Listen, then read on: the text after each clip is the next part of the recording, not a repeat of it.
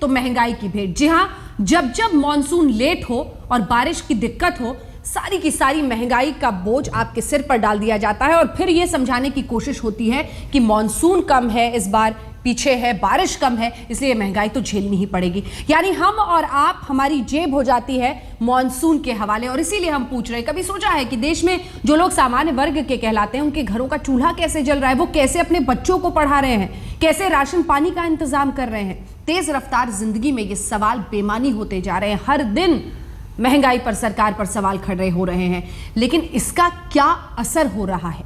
क्या महंगाई पर काबू पाया जा सकता है? क्या आप बाजार में बिना तनाव की खरीदारी कर पाएंगे कभी? आंकड़े बताते हैं कि देश में प्याज की कोई कमी नहीं है, जो फिर महंगाई बढ़ाने का खेल खेलने वाले जमाखोरों पर कब होगी कार्रवाई?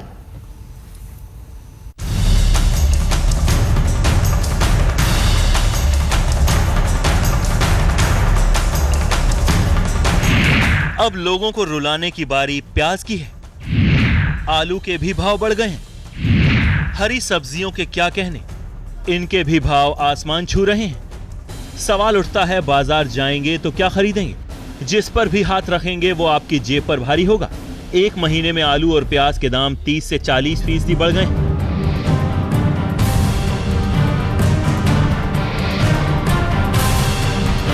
क्या दिल्ली, क्या मुंबई, प्याज हर जगह रुला रहा है तो दम निकाल रहे हैं आलू के दाम।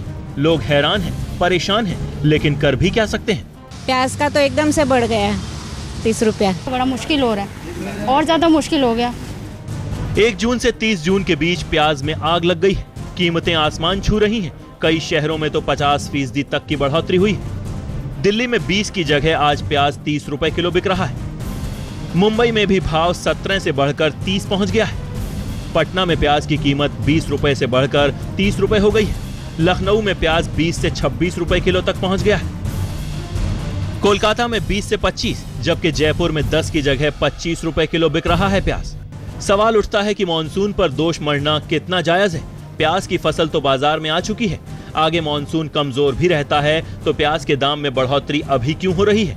साफ है, बिचौलिए और जमाखोर बाजार में कमी दिखाकर प्याज के दाम बढ़ा रहे हैं। इसका फायदा थोक विक्रेता और जमाखोर उठा रहे हैं।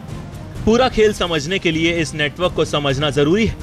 सबसे पहले किसान अपनी फसल को मंडी लाता है, जहां औने पौने दाम में उससे फसल खरीद ली जाती है। उसके बाद थोक विक्रेता यानी बिचौलिए फसल पर अपना कमीशन लेकर उसे आगे खुदरा व्यापारी को बेच देते हैं। यानी कि किसान ने जो दाम तय किए, उस पर पहला मुनाफा थोक विक्रेता ने लिया और फिर दूसरा मुनाफा खुदरा व्यापारी ने लिया। फिर वो आम इंसान के पास पहुंचता है। लेकिन अगर बीच में एक मंडी से दूसरी मंडी चला गया तो कमीशन बढ़ता जाता है। महंगाई से तंग आ चुके देश ने मोदी सरकार को वोट तो दिया इन चीजों से छुटकारा पाने के लिए, लेकिन शायद आम आदमी के नसीब में अभी सुख चैन नहीं है। दिलचस्प है कि महंगाई से निजात पाने के लिए केंद्र सरकार हर दिन बैठकें तो कर रही है, लेकिन नतीजा वही ढाक के 3 पार। सवाल उठता है कि सरकार के दावों में कितनी सच्चाई है? क्या आजादी के इतने साल बाद भी देश मॉनसून पर ही निर्भर है? क्या सरकार के पास महंगाई को नियंत्रित करने का कोई फॉर्मूला है? क्या ईमानदारी से जमाखोरों पर कभी कोई कार्रवाई होगी? आपदाओं से निपटने के लिए कई नीतियां बनी, लेकिन इसका असर होता क्यों नहीं दिख रहा? क्या सरकारें महंगाई पर काबू पाने में कामयाब नहीं होती? मॉनसून में अब तक 40% की कमी रही है। मौसम विभाग का दावा है कि जुलाई के महीने में मॉनसून सामान्य रहेगा और नुकसान की काफी हद तक भरपाई हो जाएगी। लेकिन सवाल उठता है कि आम इंसान को कब राहत मिलेगी? कब वो चैन से अपनी जिंदगी जी सकेगा? कब महंगाई पर काबू पाया जाएगा? आज तक ब्यूरो। सीधे रुक करते हैं, कई खास मेहमान हमारे साथ इस पूरी चर्चा में जुड़ रहे हैं। नलिन कोहली साहब भारतीय जनता पार्टी की तरफ से हमारे साथ जुड़ गए हैं। अखिलेश प्रताप सिंह जी कांग्रेस पार्टी की तरफ से हमारे साथ जुड़ गए हैं। राजेंद्र कुमार जी जो कि पूर्व एपीएमसी चेयरमैन है, लेकिन अभी आलू प्याज एसोसिएशन के हेड हैं, और प्रोफेसर श्रीराम खन्ना साहब हमारे साथ कंज्यूमर्स वॉइस के संयोजक यहाँ पर स्टूडियो में मौजूद है। सबसे पहले नलिन कोहली जी, मैं आपके पास आना चाहती हूँ। आपको याद है क्या कि महंगाई पर पिछले जब से सत्ता में आपकी सरकार आई है तब से ये कितनीवां बहस हमारी चल रही होगी? हाँ, मैंने भी आज पॉइंट आउट किया कि शायद दूसरी तीसरी बार हमारी बहस है ना सर जी। हर बार आप मुझे कहते हैं कि जमाखोरी पर हम कदम उठा रहे हैं, हम ये कर रहे हैं, वो कर रहे हैं, कुछ दिख नहीं रहा है। सवाल ये है कि जब तक आप विपक्ष में थे आप वही बोलते रहे जो अब कांग्रेस बोल रही है, और अब जबकि आप सरकार में हैं आप भी लगभग वही कह रहे हैं जो कांग्रेस बोलती आई थी। तो मेरा सवाल आपसे ये है सर कि क्या सरकार की कोई भूमिका है भी, या सब कुछ मॉनसून के हवाले है, इंद्र देवता के हवाले है, महंगाई झेलनी ही पड़ेगी चाहे सरकार किसी की भी रहे? मैं उतना ही समय लूंगा अंजना जी जितना लंबा आपका प्रश्न था और कमेंट्स। पहली बात है कि नहीं, आपकी बात से मैं सहमत नहीं हूं, हम वो भाषा बोल नहीं रहे। मैं आपको सिर्फ इतना ब्लंटली कह रहा हूं कि किसी भी काम करने में हम चिंतित हैं, महंगाई को लेके कोई दो राय नहीं। दूसरी बात है कि सिर्फ जमाखोरों के खिलाफ से नहीं होती कार्रवाई, कई चीजें और करनी है जो हमारे सिस्टम्स में कमियां हैं।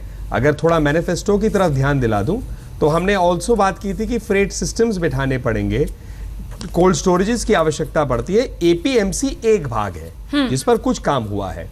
तीसरी बात, मॉनसून की जो आप बात करें इंद्र देवता का, हाँ ये हमारे लिए दुर्भाग्य है कि 70 साल में हमारे यहाँ जो सिंचन का काम हुआ है या इरिगेशन का काम, आज भी हमारे किसान जो है मॉनसून पर लार्जली डिपेंडेंट है। तो ये हमारे लिए गंभीरता की बात है और चिंता की बात है। लेकिन कई राज्यों में इस पर काम हुआ है, सिंचाई बड़ी भी है, वहां पर काम हो जाते हैं बिना मॉनसून पे पूरी तरह से निर्भर होने के लिए। चौथी बात है, आप कह रहे हैं कि क्या हम सिर्फ इसी से चले, जैसे सरकार के पास विकल्प क्या होते हैं। यदि पानी कम हुआ जहां पर मॉनसून डिपेंडेंट है तो क्या हम लोग क्रॉप्स को बदल सकते हैं? तो एक रूप से मैं कहूं, कांग्रेस सरकार और हमारे में फर्क है कि हम प्रयासों में लग चुके हैं, सिर्फ गायन नहीं कर रहे हैं, नहीं तो देश स्थिर नहीं होती। बाकी विकल्प जो है कुछ सिमिलर होते हैं, कुछ नवीन विकल्प होते हैं। सरकार अपना काम कर रही है, हमें आशा है आपको कभी ना कभी रिजल्ट्स दिखेंगे। मैं ये नहीं कह रहा 5 साल, लेकिन जो चिंताएं होती है काम शुरू कर दिया है। ये मेरा बेसिक उत्तर है। अखिलेश जी कोशिश कर रहे हैं, कम से कम प्रयास कर रहे हैं। शीला दीक्षित जैसे कहती थी जमाखोरों से कि मैं विनती करती हूं हाथ जोड़ के, आप लोग जमाखोरी रोक दीजिए, कम से कम वो नहीं, सरकार प्रयास करती दिख रही है, ये कहना है उनका। अंजना, ये भरमा के सत्ता में आए हैं जनता को, और ये कह के आए हैं कि महंगाई, भ्रष्टाचार, रोजगार, तुरंत मैं सब कुछ ठीक कर दूंगा, तुरंत। और ऐसी सरकार, आप याद करिए, इन्होंने डेट भी दे रखी है, 150 दिन की डेट भी दी थी। महंगाई एक मेन मुद्दे जो इनके थे कि हमारे पास ऐसी छड़ी है, मोदी जी के पास ऐसा गुण है, ऐसे तत्व हैं कि सब नियंत्रित कर देंगे। अब प्रयास जो ये बता रहे हैं कि ये प्रयास कर रहे हैं, प्रयास क्या किया? वित्त मंत्री ने कह दिया कि महंगाई रोकने के लिए प्रदेश सरकारें हाथ पैर मारें, वो जमाखोरी और होर्डिंग और कालाबाजारियों को देखें और कार्रवाई करें। प्रधानमंत्री जी ने एक ट्वीट कर दिया कि फास्ट ट्रैक कोर्ट बनाए जाए प्रदेशों में। अपने नहीं कर रहे हैं, ये दूसरों को निर्देश दे रहे हैं। और भाई कल तक तो आप खुद कहते थे कि हम 2 दिन में ठीक कर देंगे, आज दूसरों को निर्देश दे रहे हो। कोई वक्तव्य नहीं दे रहा है, कोई बात नहीं बता रहा है। प्रधानमंत्री जी ने सबसे पहले सूखे और महंगाई पे बैठक ली, 3 मंत्रियों की, 4 मंत्रियों को क्या हुआ किसी को नहीं बताया गया। हालांकि उस महंगाई कंट्रोल करने की बैठक में वित्त मंत्री नहीं थे। बाद में 4 दिन बाद वित्त मंत्री ने ली बैठक, उसमें बताया, और उसमें बताया कि हम लोग क्या करेंगे, योजना बना ली है, ये करेंगे। लेकिन ये बातें से अब नहीं काम चलने वाला है। इतनी तेजी से महंगाई, ठीक है फसल की बात किया आपने जी कि बरसात नहीं तो बढ़ रही है, लेकिन भैया इंडस्ट्रियल प्रोडक्शन क्यों बढ़ रहा है, घट रहा है, और बाकी इन्फ्लेशन क्यों बढ़ रहे हैं? ठीक है। डॉलर जो आप लोग पता नहीं किसकी उम्र से जोड़ते थे, ये था कि आने की संभावना में बूस्ट कर गया शेयर मार्केट, डॉलर गिर के भाग गया है, लुढ़क गया है, कैसे कैसे बात आती थी, वो सब क्या हो रहा है? सिर्फ रेल फेयर आप बढ़ा डाले, रेलवे को आपने समझा कि प्रॉफिट मेकिंग यूनिट है। जी मैं समझ गई, आप कह रहे हैं कि उन्होंने मार सारी जनता पर डाल दी है, और कुल मिलाकर जो एक कहा गया था कि सब जादू की छड़ी चलेगी, अच्छे दिन आएंगे, वो दिख नहीं रहा है।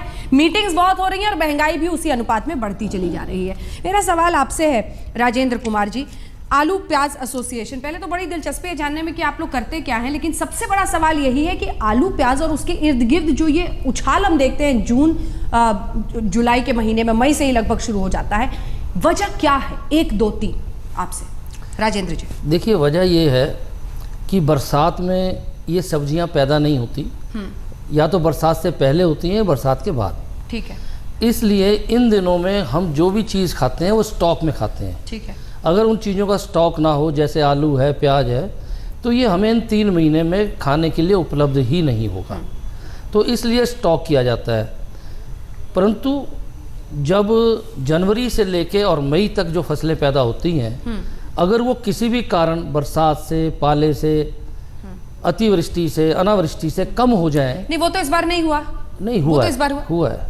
जो बरसात अनटाइमली हुई और यूपी वगैरह की फसल कम हुई, उसके कारण यूपी में करीबन 15 से 20% जो है स्टॉक कम है। आप दूसरा ये प्याज है, की बात कर रहे हैं? नहीं, आलू की। आलू की। हाँ। क्योंकि प्याज तो महाराष्ट्र में ज्यादा। प्याज की मैं बताऊं, चले आप एक बारी में। ठीक है, तो जल्दी। प्याज की मैं आपको बता दूं कि प्याज इस वक्त महाराष्ट्र में स्टॉक है, हाँ। एमपी में, राजस्थान में। नहीं, स्टॉक और जमाखोरी के बीच में फर्क क्या है? बहुत बड़ा फर्क है। यही तो दिक्कत है। नहीं, क्योंकि नहीं। उसी में शायद बात फंसी हुई है। नहीं, फंसी नहीं है। अभी जो मई में स्टॉक होता है, और अगर वो स्टॉक ना हो तो 3 महीने आपको प्याज खाने को मिलेगा ही नहीं। पानी और प्याज का आपस में इकट्ठा नहीं रह हम वही सकते। दिखा रहे हैं। जरा आप बोलते रहिए, आपके पास मैं आऊंगी, लेकिन तो- उससे पहले मैं प्याज महंगा क्यों हुआ है, प्याज की पैदावार हम आपको बता रहे हैं। 2013-2014 में प्याज की मांग कितनी? 19.3 मिलियन टन, लेकिन प्याज की मांग थी 12 मिलियन टन, अतिरिक्त प्याज 7.3 मिलियन टन। ये 2013-2014 के हम आंकड़े दिखा रहे हैं। फिर भी महंगाई बढ़ती है, फिर भी ये कहा जाता है कि प्याज कम है। तो ये जमाखोरी की वजह है ना इसकी? नहीं, प्याज की जो फसल है इस बार कम है। और कम क्यों है? ये जो अभी राजस्थान में बड़ी भारी लू चली, 48-49 का डिग्री का टेम्परेचर हुआ। फसल बहुत बड़ी थी पर बहुत ज़्यादा सड़ गई और वहीं किसान को खेत में छोड़नी पड़ी।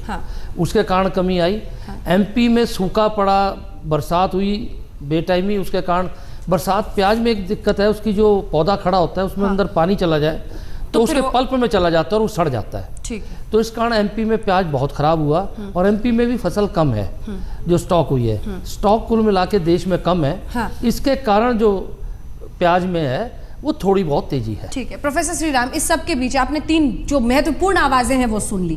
कंज्यूमर्स वॉइस को आप रिप्रेजेंट करते हैं, उपभोक्ता कहां पर यहां पर आंसू बहाए? देखिए, एक तो टिप्पणी मैं ये करना चाहता हूं कि इस डिबेट में पिछले 5 साल से मैं देख रहा हूं कि मॉनसून से लेकर दाम खाने की पीने की चीज़ों के बढ़ने शुरू होते हैं और दिवाली के बाद तक चढ़ते चले जाते हैं। जब तक सर्दी की फसल बाजार में नहीं आती तब तक दाम ऊपर रहते हैं और जनवरी में जाके फिर वो 7-8% पे आ जाते हैं, 12-13 से।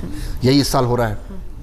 और जो चीज़ें कांग्रेस पार्टी के लोग कहा करते थे यूपीए के दौरान, वही चीज़ें अब बीजेपी के लोग कह रहे हैं, उनकी सरकार, एनडीए के लोग कह रहे हैं। और जो चीज़ें बीजेपी वाले कहा करते थे वही चीज़ें कांग्रेस वाले कह रहे हैं। सिर्फ शक्ल बदल गई है, डायलॉग वही है। डायलॉग वही है, स्क्रिप्ट वही है। और मोटी बात यह है कि ये राजनीतिक मुद्दा नहीं है, ये आर्थिक मुद्दा है और इसको सुलझाने के लिए आर्थिक कोई सोल्यूशन निकालने पड़ेंगे। लेकिन और जमाखोरी कौन रोकेगा? एक मिनट, जमाखोरी कौन देखिए, रोकेगा? जमाखोरी को रोकने का एक सबसे बढ़िया तरीका है कि एक ऐसी ऑपरेशन बीच में हो, ओपन मार्केट ऑपरेशन कहते हैं, कि आपने उसी चीज को बाजार में सस्ते दाम पे ले दिया तो एकदम अपने आप माल निकल के बाहर आ जाएगा।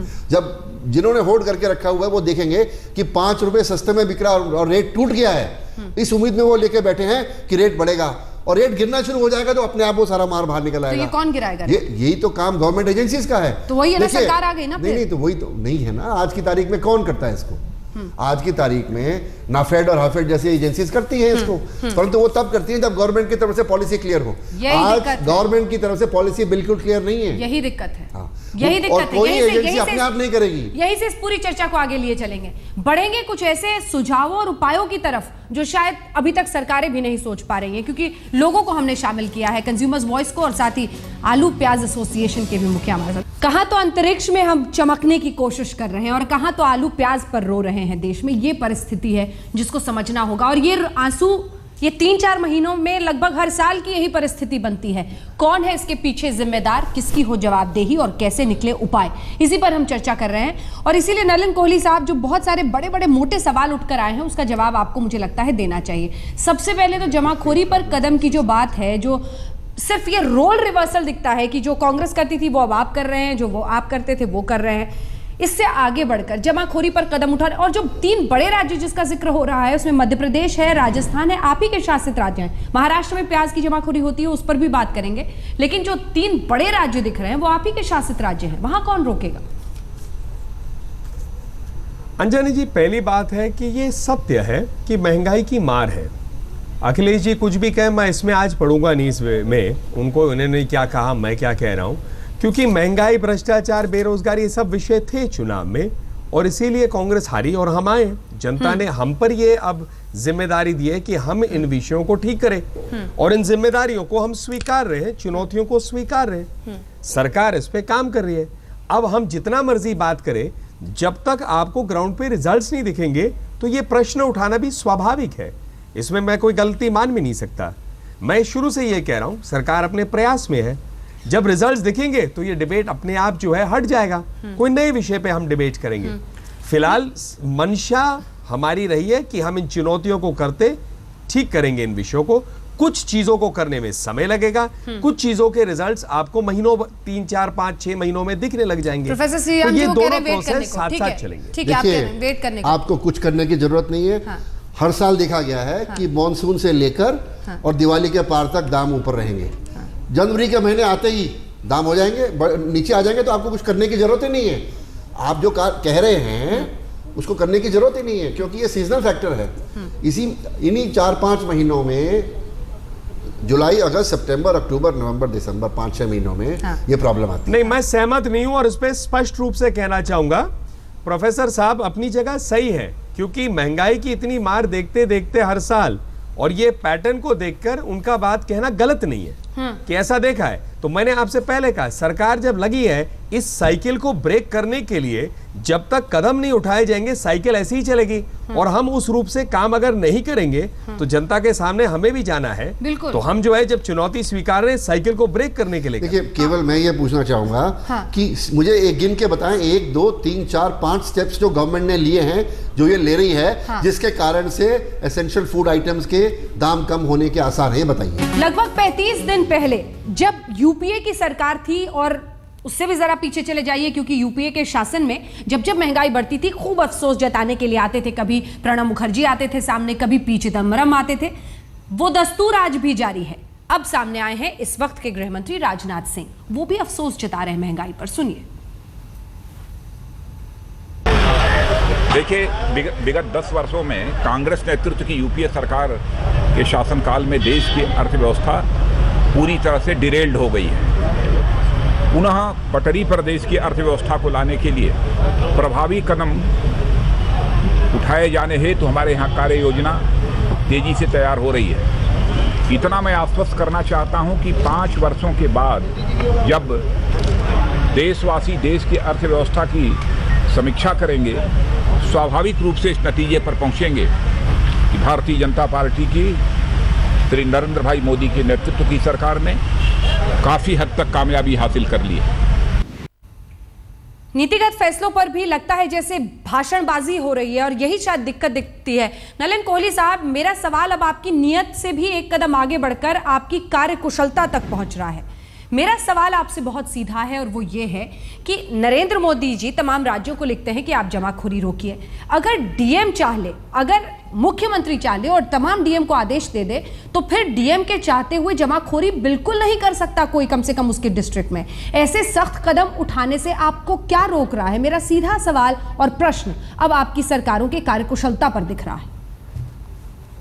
मेरे सवाल के मेरे जवाब में 3 पहलू होंगे, एक एक करके। जैसे पिछले चंक में बात हो रही थी क्या क्या किया जा सकता है। प्याज के केस में स्टोरेज बढ़ाने की आवश्यकता है, आलू के केस में कोल्ड स्टोरेज। यूपी जैसे राज्यों में जहां बिजली की कमी होती है तो कोल्ड स्टोरेज में भी दिक्कत आती है, ये फैक्चुअल है, इसलिए मैंने जो मीडियम टर्म की बात की। दूसरा, जैसे भाभा रिसर्च ने काम किया है कि प्याज की शेल्फ लाइफ कैसे बढ़ाया जाए। अब अगर आप लैब से लेके काम जमीन तक करेंगे तो ऑटोमेटिकली ये भी चीजें होती हैं। तो मैंने आपको इसलिए कई चीजें उदाहरण के लिखा। अब आए आपके वर्तमान सवाल पे, कार्यशैली पर जो आप कह रहे हैं। ये पहली बार आपने इस भाषा को भी सुना होगा 10 साल में, जो मोदी जी कह रहे हैं टीम इंडिया का कॉन्सेप्ट कोई सुल्तानी फरमान के रूप से नहीं काम किया जा रहा है। और टीम इंडिया की कॉन्सेप्ट में राज्य और केंद्र भारत के विकास के लिए साथ काम करेंगे। तो ये दिखेगा आपको। नहीं, जमाखोरी के खिलाफ तो सुल्तानी फरमान चाहिए। नहीं नलिन साहब, जमाखोरों के खिलाफ तो सुल्तानी अगर आप फरमान पूरा चाहिए। जवाब सुन लेंगे तो तब तक आप जरूर फिर प्रश्न उठाएगा। आप जान, थोड़ा सा हमारा ऑडियो का भी दिक्कत है ना, बोलिए। तो इसीलिए आपने अभी एक सुझाव दिया और आप उस पे निष्कर्ष पे पहुंच रहे। आप ये तो नहीं कह सकते पूर्णता के साथ कि केंद्र सरकार शायद ऑलरेडी बातचीत में हो जी, और अगर कल को हो जाए तो फिर आपका सवाल प्रमाणित नहीं रहता है। और आखिरी बात, आप चैनल्स में भी जानते हैं टीआरपी की कहानी आपकी होती है, हमारी महंगाई की कहानी है। टीआरपी लाने में कोई भी 30-35 दिन में तो मुझे अभी तक कोई चैनल दिखा नहीं जो नंबर 1 पोजीशन पे पहुंचा हो। वैसे भी हम कह रहे हैं हम इसमें नंबर 1 करने के लिए हर प्रयास करेंगे। अगर नहीं पहुंचे अपने कार्यकाल के अंत तक, तब आपका सवाल लाजिब है आज भी, लेकिन आपका सवाल सही है क्योंकि जनता जूझ रही है महंगाई से, इसलिए तो मेहनत कर रहे हैं हम। नलिन जी, इससे ज्यादा बेईमानी एग्जाम्पल मैंने आज तक अपने जीवन में नहीं सुना था। किससे ज्यादा, क्या एग्जाम्पल आपने कहा? चूंकि आप टीवी से जुड़े हुए, इससे ज्यादा बेईमानी। टीवी से जुड़े हुए हैं तो आपको टीआरपी समझ में आती है। जरा उस आदमी को बताइए जो 1000 रुपए में गुजारा करता है। बेईमानी वर्ड किया या क्या? मुझे एक बार सुनाई नहीं। बेईमानी। धन्यवाद। आपने जो बेईमानी किया शब्द का प्रयोग, हाँ मैं समझ गया उसको। ये आपका अधिकार है कि आप किस निष्कर्ष से उस पर पहुंचे। मैंने कहा ना, हम स्वीकार रहे हैं कि ये दर्द है और ये रियलिटी है। आपने उसको नजरअंदाज करके कहना है कि हमने मैं भी आपसे कह सकता हूँ अंजना जी, उतने ही अंदाज से कंप्लीट होने से पहले आप जो 35 दिन में उम्मीद कर रहे हैं, वो उम्मीद पर हमको ऐसा कह देना कि हम विफल है, वो भी बेईमानी के रूप से कई लोग देख सकते हैं। अखिलेश जी आ रही हूँ, आपके पास भी आ रही हूँ सर, जल्दी से अखिलेश जी। अंजना, ये देखिए ये लोग कितने दम्भी और अहंकारी हैं। मैं शुरू से कहता रहा हूं, आप सब जिस दिन से ये लोग आए सत्ता में उस दिन से इनकी भाषा सुनिए। चाहे मैं 10 बार नरेंद्र जी की भी सुन चुका हूं और राजनाथ सिंह जी की। मुझसे 5 साल बाद हिसाब लेना, अभी बीच में मत बात करो, बीच में मत चर्चा करो महंगाई की फना की। 5 साल बाद मैं आऊंगा तब बात करूंगा। ये क्या है भाई? आपसे रोज कोई पूछ नहीं सकता है, आप 5 साल बाद हर चीज बताएंगे। तब तो महंगाई, अभी एक बात कही गई कि जो कल बीजेपी बोलती थी वो आज कांग्रेस बोल, जो कांग्रेस बोलती तो बीजेपी बोलती थी। ये गलत है। हम जो भी यथार्थ बोल रहे थे, लेकिन ये कह रहे थे नहीं, एक मजबूत सरकार नहीं है, इसलिए ये सब हो रहा है। जिस दिन एक दमदार मजबूत नेतृत्व आ जाएगा उस दिन सब ठीक हो जाएगा। हम तो तब भी वही कहते थे कि ये रीजंस होते हैं महंगाई में। तीसरी बात, इतना बताया जा रहा है, भाभा एटॉमिक सेंटर का रिसर्च का भी प्याज में कारण बता दिया जा रहा है। जब इन्हीं की सरकार थी और खुदरा में एफडीआई खुद ला रहे थे, जब यूपीएल आई तो बुरी बात है। और डिफेंस में जी आ जाए एफडीआई 100%। जो कोल्ड स्टोरेज और मार्केटिंग और तमाम पैसे की आवश्यकता है, उसकी बात जब होती थी तो नहीं, इसमें नहीं आनी चाहिए। और अंत में घूम फिर के ये कहते हैं मेरे प्रयास में कोई कमी नहीं है। वो गांव की वो कहावत याद आती है मुझे, जिसमें कहा जाता है कि राजा दौड़ रहा है जी, राजा दौड़ रहा है, दौड़ भाग कर रहा है, फिर कहता है कि देखिए मेरे भाग दौड़ में तो कोई कमी नहीं है। ये क्या बात हुई? आपको अब परिणाम देने हैं, रिजल्ट देने हैं, आपने वादे किए हैं और बढ़ चढ़ के वादे किए हैं। आपके कोई ऐसे स्टेप भी तो नहीं दिख रहे हैं कि जनता यकीन करे, सब चीज दूसरे पे थोप रहे हैं आप। नलिन जी इसका जवाब जरा देना चाह रहे हैं। आप दोनों के बाद उसके पास आऊंगी, जल्दी से नलिन जी इसका जवाब दे लीजिए। नहीं, मैं इनके साथ तो आऊंगा नहीं, क्योंकि हम लोग झेल रहे हैं जो सत्य है। महंगाई एक सत्य है और हमें विरासत में मिली है। और मैं फिर वही बात कहूंगा कि हमने, भारत सरकार ने प्रयास शुरू कर दिए। अब वो प्रयास के क्या जब परिणाम निकलेंगे तब उस पर चर्चा कर लेंगे। बाकी अगर मुझे अखिलेश जी से कुछ सीखना हो तो हम इसके लिए माफी मांगेंगे, क्योंकि अभी तक इनके मॉडल से अगर हम कुछ सीख ले तो देश और बर्बाद हो जाएगा। अंजना, एक मिनट में और कहना चाह रहा हूं, जल्दी से अखिलेश जी। ये बार बार ये लोग कहते हैं कि 10 साल, अभी राजनाथ सिंह जी ने भी कहा 10 साल। अब 10 साल इन्हीं की मान लें, पॉलिसी पैरालिसिस 10 साल की पॉलिसी पैरालिसिस में ये देश दुनिया का तीसरा आर्थिक महाशक्ति बना है 11वीं से।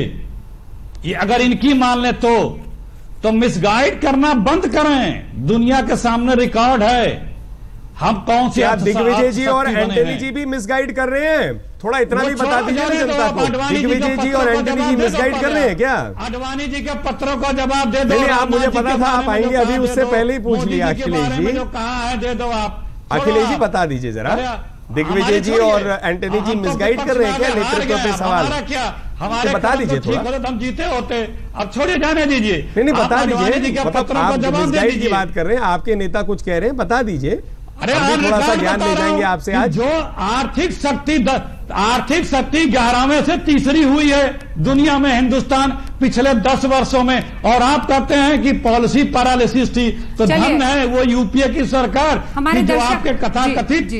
पॉलिसी पैरालिसिस में हम इतने आगे हमारे बढ़ गए। दर्शक समझ रहे होंगे, अगर हम- जैसे जैसे हम हर ऐसे मुद्दे होने को क्या- संसद में भटकाया जाता है, वैसे ही महंगाई से भटक गया मुद्दा, यहीं पर बैठे बैठे मुद्दा भटक गया। मैं चाहती हूँ आप दोनों से जल्दी जल्दी एक रिएक्शन हो। कुल मिलाकर आपसे मेरा सीधा सवाल यही है प्रोफेसर श्रीराम, कि क्या हमारी जो पॉलिटिकल पार्टीज हैं और जो नेता हैं, जो सरकारें हैं, वो आर्थिक चुनौतियों को इस तरह से वो निपटने में ही नाकाम है? हर बार यही हाल होगा, मजबूरी है ये? जल्दी से देखिए, इस टाइप की फूड इन्फ्लेशन को कंट्रोल करने के लिए हाँ प्राइमरी एग्रीकल्चरल प्रोड्यूस यानी कि फल सब्जियों में ओपन मार्केट ऑपरेशंस करने पड़ेंगे। हाँ।